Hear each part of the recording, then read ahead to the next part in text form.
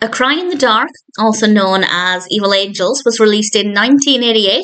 This is directed by Fred Schepisi, written by Schepisi and Robert Caswell, based on the book by John Bryson. And we have a cast including Meryl Streep and Sam Neill as Lindy and Michael Chamberlain. And when I read the description for this, I immediately knew what the case was. And I was really interested to see how they'd tell this story as a film. But having said that, I'm also not an expert on this, and I will tell you what the case is in a moment, but I'm not an expert on this.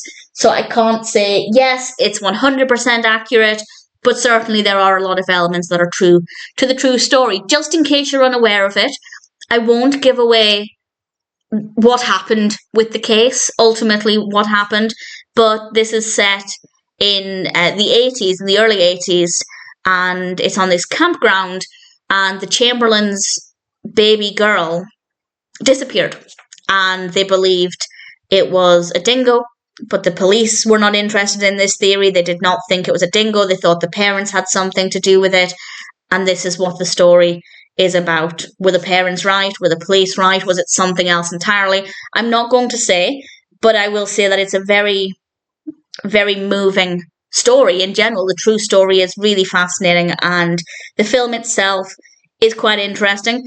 The film wasn't as emotional as I expected. The characters weren't having quite a strong emotional response as I would have thought for this kind of situation. Some of their reactions were maybe, in my opinion, not very believable. Not to any severe extent, but I did think there was basically not as much crying in this as I thought. But other than that, it's generally a decent film. I will talk about the ending in a moment. I won't give the ending away. Again, I won't say what happens, just in case you don't want to know. But I'll share a couple of thoughts there in a moment. But in general, it's an interesting film. If you're already familiar with the case, I'd say check it out. If you are not familiar with the true story, I don't think it matters whether you watch this first and then do some extra reading. I definitely think it's worth doing some additional reading if you're interested, or if you want to read about it, and then if you're interested, watch the film. I think it will work either way. There were definitely times when the film slowed down.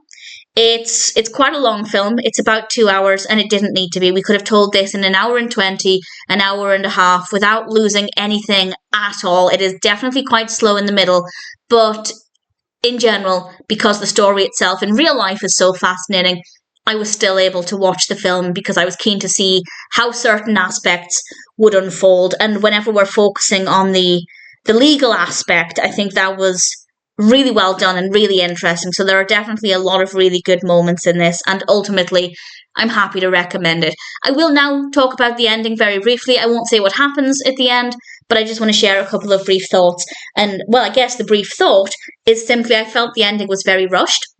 I don't think the emotions in the ending were very strong either. I just feel like it was very unbelievable. Now, maybe the performances there are mirrored on the true story, footage of the true situation. I haven't actually seen any footage in real life of when things were concluded and when they found out certain things. But for me, it just felt very flat.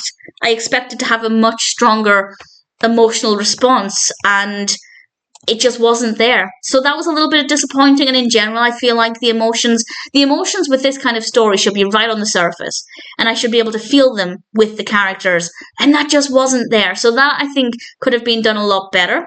But the legal aspect was really fascinating, and as a true story, it's obviously very difficult to think about, but definitely really interesting.